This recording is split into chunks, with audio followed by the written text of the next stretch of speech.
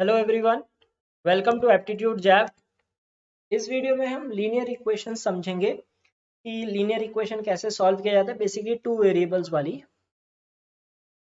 ठीक है। इन्हें सॉल्व करने के मेथड्स क्या होते हैं और इनके सॉल्यूशंस के बारे में देखेंगे कि नंबर ऑफ सॉल्यूशंस, और तीसरी चीज थोड़े कुछ वर्ड प्रॉब्लम्स देख लेंगे कि कैसी कैसी तरह की वर्ड प्रॉब्लम्स इस टॉपिक से पूछी जा सकती हैं, ठीक है। तो लीनियर इक्वेशन का मतलब क्या होता है कि जितने आपके वेरिएबल होते हैं उतनी इक्वेशन चाहिए होती है। जैसे मान लो एक वेरिएबल है x, x plus two is equal to 7, ये एक ही इक्वेशन से सॉल्व हो जाएगा, ठीक है, क्योंकि इसमें एक ही वेरिएबल है। लेकिन अगर मैं ऐसे लेता हूँ x plus y, 2x plus y plus 3 is equal to 20, अब ये एक वेरिएबल से एक इक्वेशन से सॉल्व नहीं होगा। इसके लिए हमें चाहिए होंगी दो इक्वेशंस, ठीक है। तो अगर दो इक्वेशंस होती हैं उनको लिखने का ये फॉर्मेट होता है। जैसे यहाँ पे है 2x plus y is equal to plus 3 is equal to 20, यानी कि इसे मैंने लिख दिया 2x plus y is equal to 17, ठीक है। और एक दूसरी इक्वेशन हम लिख सकते हैं 3x plus 4y is equal to 33, ठीक है। तो इस तरह से दो इक्वेशन बना सकते हैं। इसे आप ऐसे भी लिख सकते हैं या फिर ऐसे भी लिख सकते हैं a1x plus b1y is equal to c1, उससे कोई फर्क नहीं पड़ता, ऐसे भी लिख सकते हैं, ठीक है। c का मतलब कांस्टेंट वेरिएबल होता है।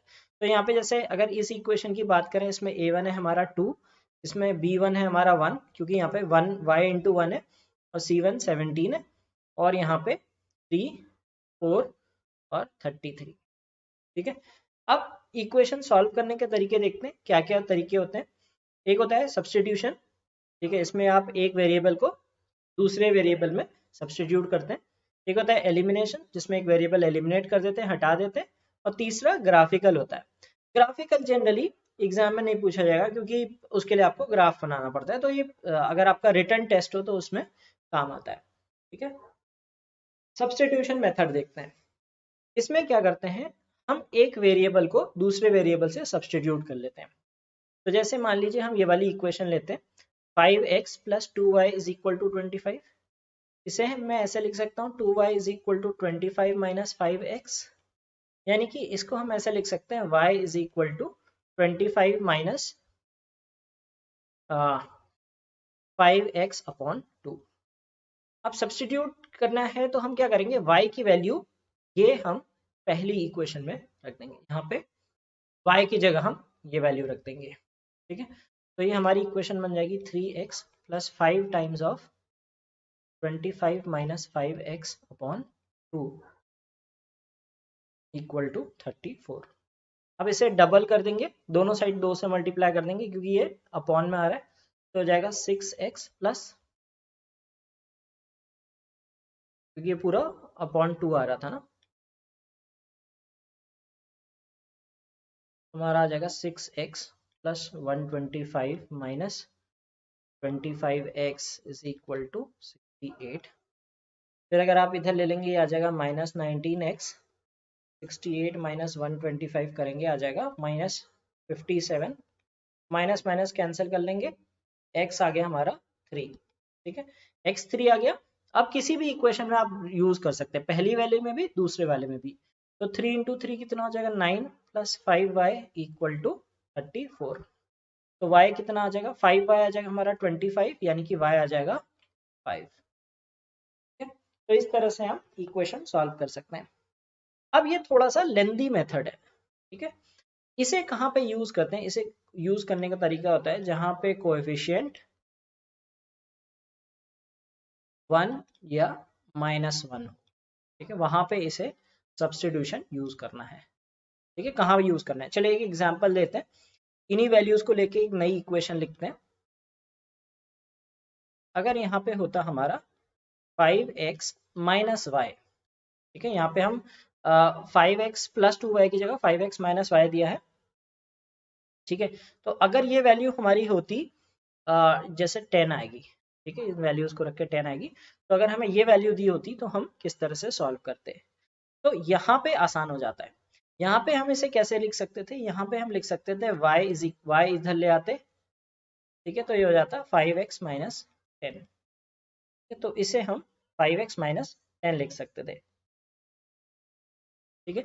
अब इसे यहाँ पे सब्स्टिट्यूट कर देते हैं, ये आसान हो जाएगा, 3x plus 5 times of 5x minus 10, ये आ गया 34, तो 3x plus 25x minus 50 equal to 34, 28x is equal to 84, यानी कि x इज इक्वल टू, ठीक है, तो x इज इक्वल टू 3 हमारी वैल्यू आ गई। अब हम किसी भी इक्वेशन में रख सकते हैं, तो 15 माइनस y इक्वल टू 10 आ गया, या y इक्वल टू ये डायरेक्ट दिया ना, y is equal to 5x minus 10, 15 minus 10 यानी कि 5 आ गया, तो हमारी वही वैल्यू 3 और 5 आ गई। तो यहाँ पे ये इजी पड़ता है, जहाँ पे कोएफिशिएंट 1 या -1 हो, जैसे यहाँ पे माइनस वाई था, यहाँ पे प्लस वाई होता तो भी इजी रहता, इस केस में अवॉइड करना चाहिए, ठीक है। तो इस केस के लिए कौन सा तरीका होता है, वो होता है एलिमिनेशन मेथड, यानी कि निराकरण विधि।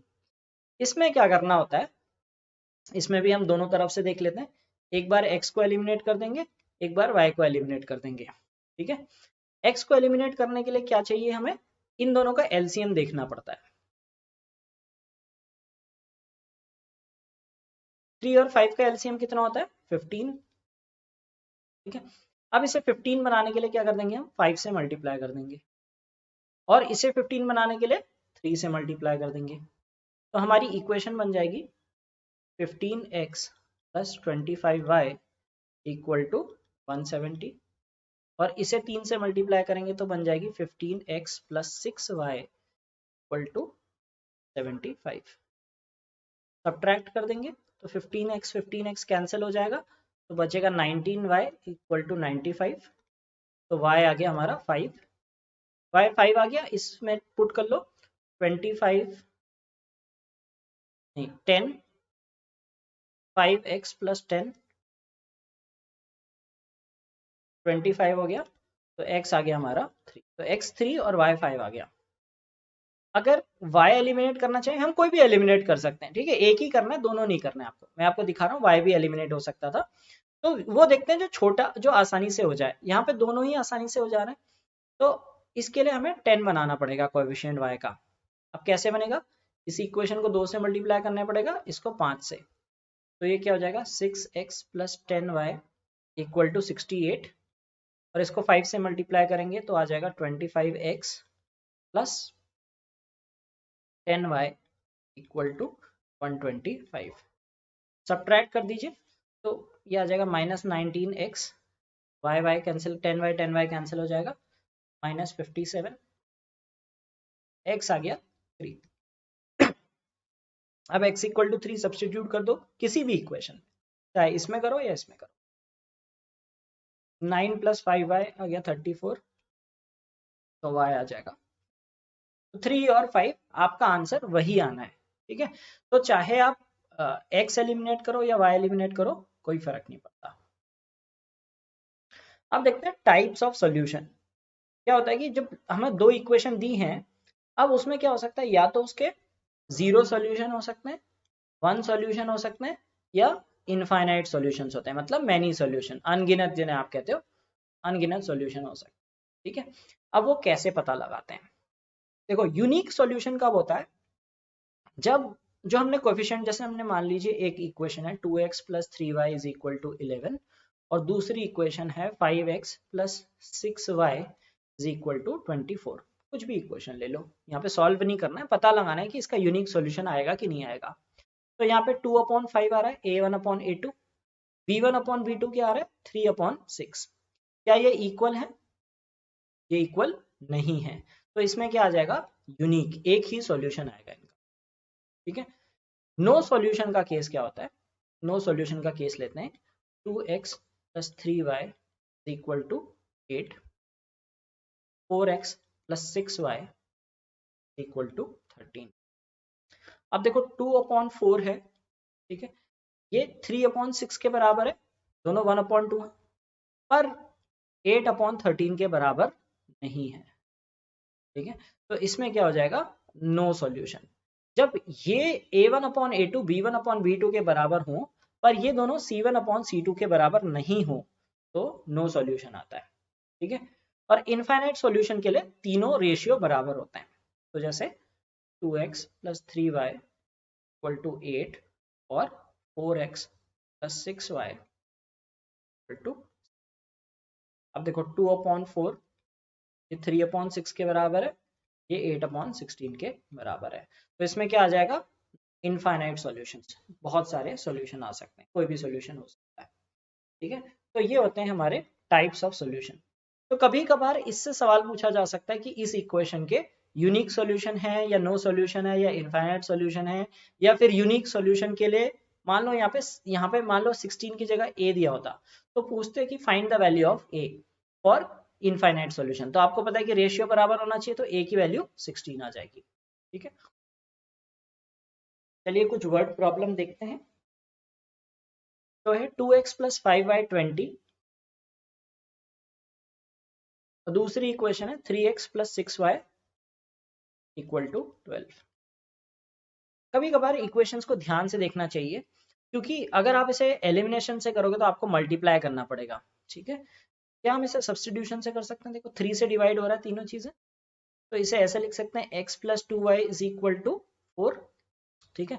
अब क्या कर सकते हैं, यहाँ पे x को हम रुक सकते हैं 4 माइनस 2y, अब x is equal to 4 minus 2y यहाँ पे पुट कर देंगे, तो यहाँ पे आ जाएगा 2 times of 4 minus 2y plus 5y equal to 20, तो आ जाएगा 8 minus 4y plus 5y equal to, तो यहाँ पे आ जाएगा y, और 20 माइनस 8 12 आ गया, y 12 आ गया। अब एक ही ऑप्शन है जिसमें y 12 दिया है, तो ये आपका आंसर हो जाएगा। तो ये चीज भी देखनी है कि अगर आपने एक के लिए सॉल्व कर लिया, आपकी वैल्यू आ गई, तो दूसरे के लिए सॉल्व करने की जरूरत नहीं है, ठीक है। पर चेक कर लेते हैं x क्या है, 4 माइनस 2y, यानी कि 4 माइनस 24 माइनस 20, ठीक है, ठीक है। अब ये सॉल्व करनी है, 2x plus y is equal to 8। अब इक्वेशन थोड़ा सा इस तरह से दी है, ठीक है, 3y equal to 3 plus 4x। तो क्या करते हैं, x और y को एक ही साइड ले लेते हैं, तो इसे हम इधर ले आएंगे, तो क्या बन जाएगा, ये -4x, इधर लाने में साइन चेंज हो जाएगा, -4x plus 3y equal to.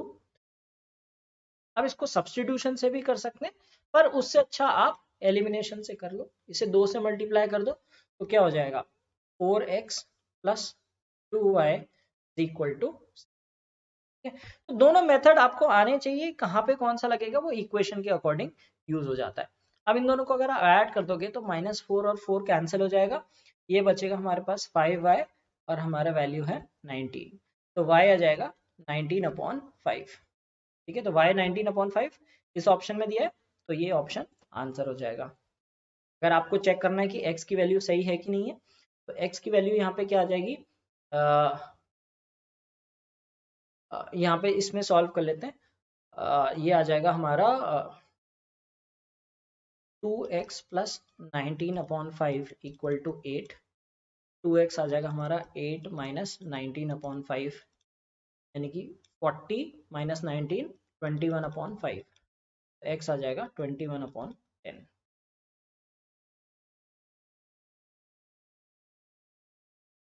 अब ये क्वेश्चन दिया है हमारा एज बेस्ड प्रॉब्लम, ठीक है, एज बेस्ड एक कॉमन प्रॉब्लम होती है। Sum of present ages of a father and his son is 52 years and the difference between their ages is 30 years. तो फादर की एज x मान लेते हैं, सन की एज y मान लेते हैं। पहली कंडीशन क्या दी है, x plus y equal to 52, दूसरी कंडीशन दी है x minus 5 is equal to x minus y equal to 30। Add करेंगे तो आ जाएगा 2x इज इक्वल टू 82, यानी कि x आ गया 41। अब इसमें यूज कर लेंगे तो y की वैल्यू आ गई हमारी 11। पर ये क्वेश्चन पूछ रहा है what will be the ratio of the age of father and son after 9 years. तो 9 साल बाद कितनी हो जाएगी इसकी एज, 41 प्लस 9 की 11 प्लस 9 यानी 50 और 20, तो रेशियो आ गया 5:2। When the digits of a 2-digit number is reversed, the number increases by 27. How many such numbers are possible. ठीक है, तो पहले तो इसको एक बार सॉल्व करते हैं, फिर उसके बाद मैं आपको एक चीज भी बताऊंगा। ठीक है, तो अगर हमें कभी भी ऐसे 2 डिजिट नंबर और रिवर्स करने की बात करते हैं, तो हम हमेशा नंबर को लेते हैं 10x प्लस वाई, या फिर 10a प्लस बी, जो भी वेरिएबल आप लेना चाहें। क्यों लेते हैं एक बात समझते हैं। जैसे मान लो नंबर है 46, तो 46 क्या होता है, 4 इंटू 10 प्लस 6। तो ये जो हमारा डिजिट x था ये y था, तो x को 10 से मल्टीप्लाई किया, उसमें y जोड़ा है। ठीक है, अब जो इसका रिवर्स है, रिवर्स हो जाएगा हमारा 10y प्लस एक्स। तो हमें कंडीशन क्या दी है, जब वो रिवर्स कर रहे हैं तो नंबर 27 ज्यादा हो जा रहा है, तब 10y प्लस एक्स जो है वो 10x प्लस वाई में 27 जोड़ के बन रहा होगा। अब इसको इधर ले लेते हैं, तो ये आ जाएगा, माइनस कर लेंगे तो 9y हो जाएगा, और x माइनस 10x कर देंगे, या माइनस 10 हो जाएगा, तो माइनस 9x ये हो जाएगा 27।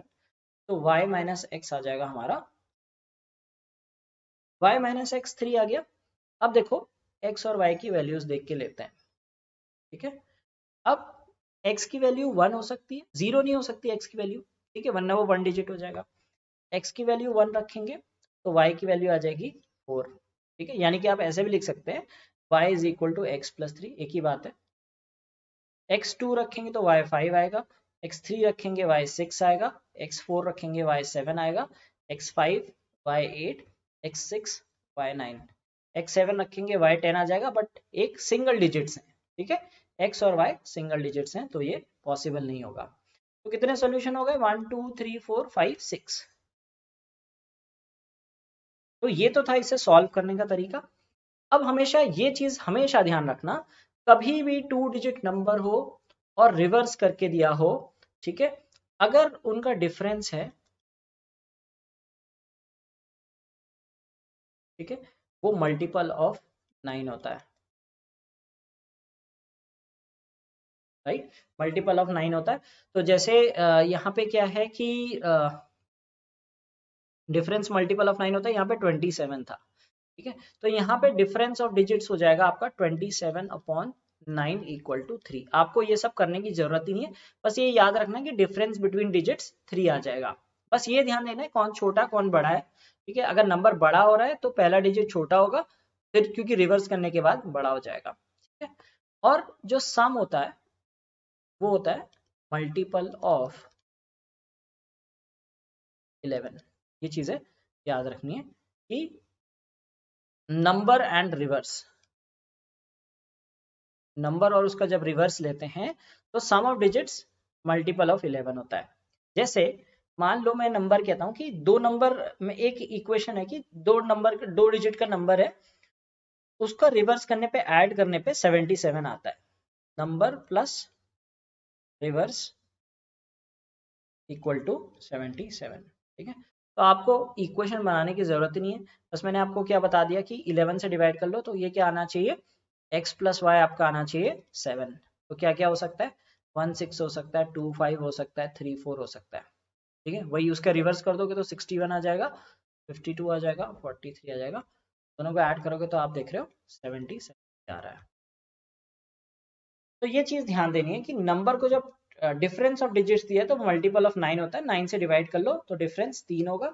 सम दिया है तो मल्टीपल ऑफ 11 होता है। ठीक है? चलिए अगला सवाल देखते हैं।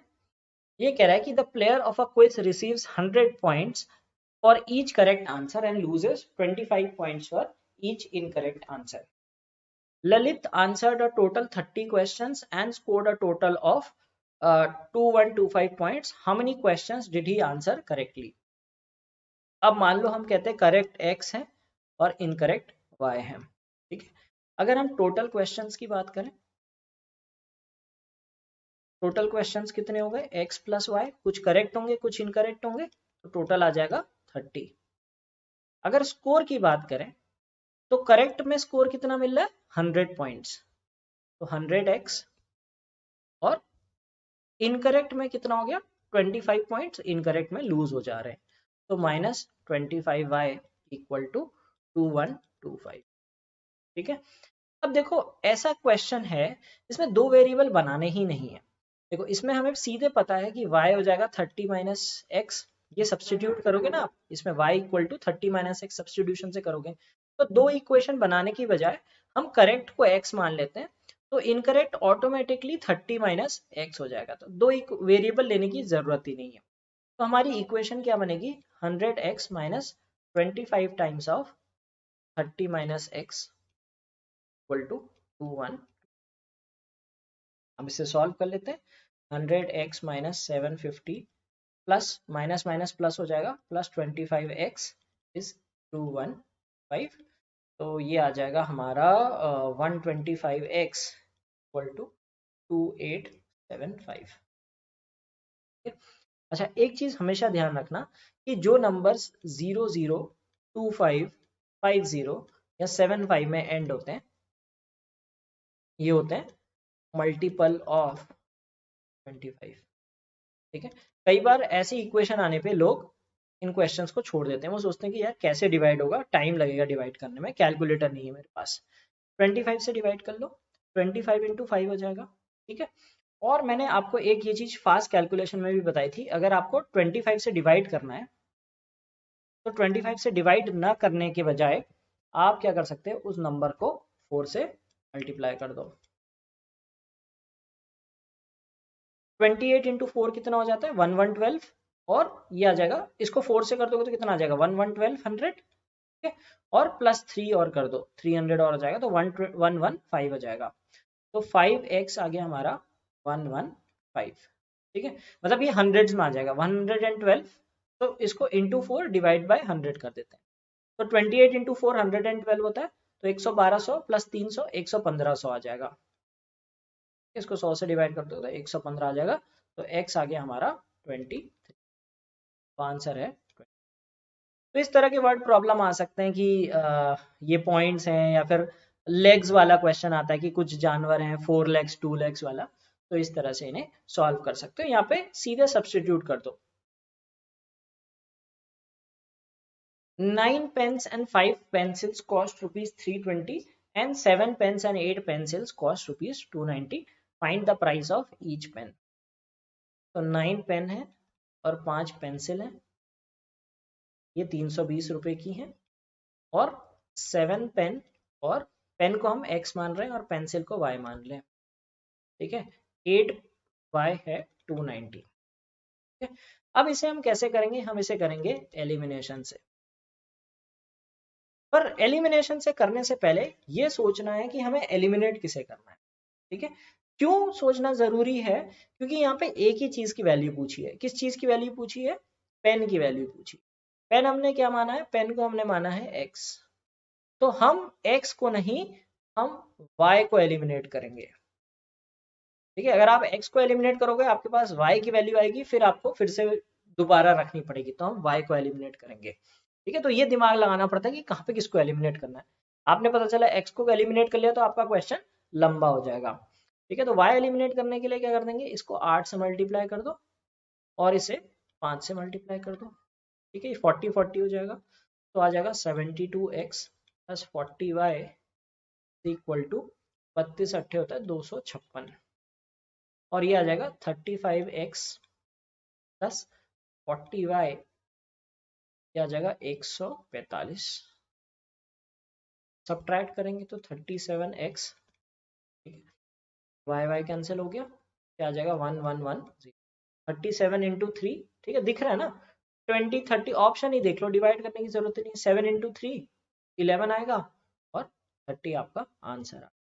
तो यहाँ पे हमने क्या किया, हमने y को एलिमिनेट किया। अगर x को एलिमिनेट करते तो आपके पास x की y की वैल्यू आती, फिर x की वैल्यू में पुट करना पड़ता, तो उस तरह से स्मार्टली एलिमिनेट करना। For what value of a and b will the equation have infinite solutions? Infinite solutions के लिए हमने क्या बात की थी कि अगर a1 upon a2 equal to b1 upon b2 equal to c1 upon c2 होता है, तो इसमें इनफाइनाइट सॉल्यूशंस हो। हमारी वैल्यू क्या होनी चाहिए, a upon 18 is equal to 2 upon 4 is equal to 12 upon अच्छा यहाँ पे बी होना चाहिए गलती से, 12 या क्वेश्चन, यहाँ पे क्वेश्चन में सी कर लो, कोई भी फर्क नहीं पड़ता। तो यहाँ पे ए की वैल्यू कितनी आ जाएगी, हाफ है, तो ए की वैल्यू आ जानी चाहिए 9 और बी की वैल्यू आ जाएगी 24। तो 9 और 24 हमारा आंसर होगा। अगर इसी में पूछा होता कि नो सॉल्यूशन, नो सॉल्यूशन के लिए क्या होता कि a/18 हमारा होता 2/4 के बराबर, बट 12/b के बराबर नहीं होता। ठीक है, तो हमारी a की वैल्यू तो हमारी 9 आती, पर b की वैल्यू जब 24 नहीं आएगी तो हमारे नो सॉल्यूशन हो जाएंगे। ठीक है, 24 अगर नहीं होगा, अगर 24 होगा तो इनफाइनाइट सॉल्यूशन हो जाएंगे। और यूनिक सॉल्यूशन होता, यूनिक के लिए a1/a2 should not be equal to b1/b2, ये इक्वल नहीं आना चाहिए। तो मतलब ये नो सॉल्यूशन के लिए, ठीक है। यूनिक सॉल्यूशन के लिए आप c की वैल्यू को तो कंसीडर, मतलब जो कोएफिशिएंट जो कांस्टेंट है वो कंसीडर ही नहीं करते। तो a/18 should not be equal to 2/4। तो मतलब a की वैल्यू 9 नहीं आएगी। अगर a की वैल्यू 9 नहीं होगी तो यूनिक सॉल्यूशन आएगा। ठीक है, b की वैल्यू कुछ भी हो, ठीक है। अगर a की वैल्यू 9 है और b की वैल्यू 24 आ गई तो फिर इनफाइनाइट सॉल्यूशन हो जाएगा। अगर a की वैल्यू 9 है और b की वैल्यू 24 नहीं है तो नो सॉल्यूशन होगा। तो ये भी हमने इस तरह का सवाल देख लिया। तो ये था हमारा कॉन्सेप्ट लीनियर इक्वेशंस का। लीनियर इक्वेशंस कई जगह यूज होती हैं, बहुत तरह के वर्ड प्रॉब्लम्स में यूज होती हैं। तो हमने देखा कि किस तरह से सॉल्व करते हैं, और सॉल्यूशंस, नंबर ऑफ सॉल्यूशंस के बारे में भी हमने देखा। ठीक है, तो ये तो ऐसा चैप्टर है जिसके वर्ड प्रॉब्लम्स हर ही चैप्टर में यूज होते हैं एडिशनल कॉन्सेप्ट के साथ। तो इक्वेशन तो आपको हर जगह बनानी पड़ती है। नेक्स्ट वीडियो में हम क्वाड्रेटिक इक्वेशंस के बारे में देखेंगे।